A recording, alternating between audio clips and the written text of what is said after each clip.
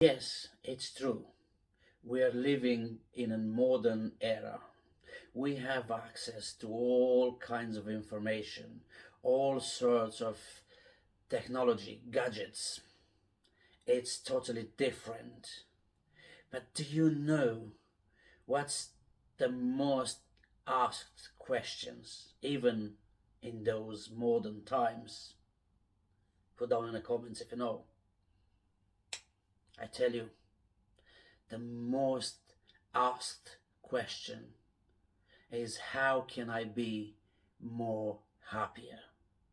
Yes, we might live in modern times, we might have access to all these technologies and gadgets, but happiness, it's something that surprisingly comes from within. That's why in today's video I put together some rules that I did not create them.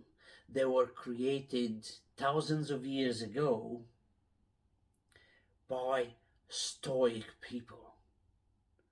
They are rules that once you apply them, they will open the door to happiness, to fulfillment. Are you ready to hear them? Are you ready to apply them? Before I disclose them to you, make sure you subscribe, you like the video, and you hit the notification button. Because, my friends, by doing this, you are helping me to create more and more useful content for you. Now let's go and see those rules. Ever pondered why, despite all the advancements of modern life, contentment seems elusive? In the hustle and bustle of today's world, we're often caught in a whirlwind of expectations and pressures. The race to achieve more has become relentless, and the pace of life, dizzyingly fast. We're continually pushed to scale greater heights, reach loftier goals, and amass wealth and accolades. Yet, the more we acquire, the more elusive satisfaction seems to become. As we grapple with this paradox, we're left feeling stressed, anxious, and perpetually discontented. But what if there's a way out? A philosophy that can help us navigate these choppy waters with grace and serenity. A mindset that can transform our perspectives and empower us to lead fulfilling lives irrespective of external circumstances. Enter Stoicism, an ancient philosophy with timeless wisdom for modern life.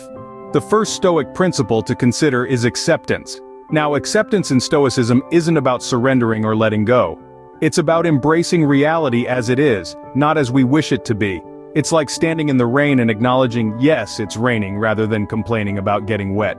Consider this: you're stuck in traffic. Instead of getting frustrated, accept that you're in a situation beyond your control. Use this time to listen to an audiobook, or simply observe the world around you. This is acceptance in action. Or suppose you're facing a challenging situation at work. Instead of resisting the challenge, accept it as an opportunity to grow, to stretch your capabilities. This is how you apply acceptance in daily life. Remember, acceptance doesn't mean you stop trying to improve things. It means you stop fighting reality and start working with it. Acceptance isn't about resignation, it's about understanding the nature of things. Next up, the Stoic principle of perspective. This powerful principle hinges on the idea that our perspective shapes our experiences. It's not about what happens to us, but how we perceive it. Consider a rainstorm. Some see it as a nuisance, ruining their outdoor plans, yet others view it as a blessing, nurturing the earth and providing life-giving water. Same rain, different perspectives. Similarly, let's imagine a traffic jam. One might see this as a frustrating delay, while another might view it as an opportunity to listen to an audiobook or enjoy some quiet reflection. The event is the same, but the perspective changes everything. The Stoics encourage us to shift our perspective, to see challenges as opportunities and to view adversity as a chance for growth. In doing so, we can significantly alter our responses to situations and ultimately, our experiences. Remember, perspective is not about what the eyes see, but what the mind perceives. Perspective is the paintbrush of our experiences.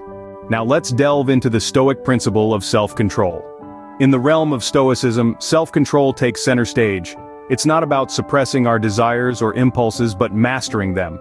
Imagine steering a ship in stormy seas. The waves are your desires and impulses, and you, the captain, must navigate through them with skill and composure.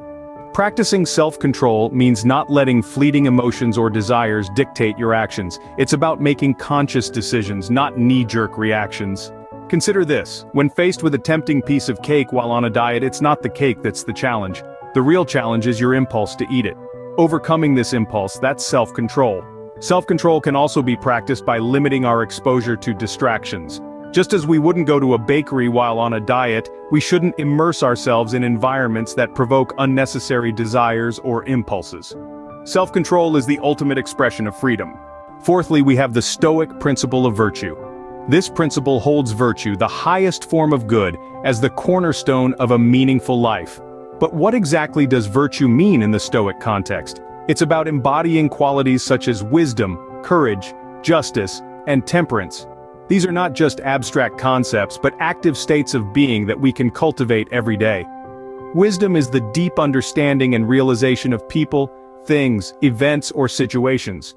Courage is not just about being fearless, but also about standing up for what's right, even when it's hard. Justice is about fairness, ensuring that everyone gets their due. And temperance, it's the practice of self-restraint, the ability to control one's desires and impulses. These virtues shape our character and influence our actions. And remember, virtue is not just about doing good, but being good. It's about making these virtues a part of who you are. The fifth Stoic principle is the principle of nature. This principle advocates for living in harmony with nature and our inherent characteristics. It's not about retreating to the wilderness or denying technological advances. Rather, it's about understanding the natural order of things, accepting them, and striving to live in accordance with them. To apply this principle in modern life, consider this. Are you spending your days in a way that aligns with your true nature? Are you pursuing what truly resonates with you, or are you chasing societal expectations? Take a moment to reflect on your relationship with the natural world. Do you appreciate its beauty and respect its power? Are you making efforts to preserve it for future generations? In essence, living in sync with nature means acknowledging and accepting the world as it is, not as we wish it were. It's about finding peace in the ebbs and flows of life, just as nature does.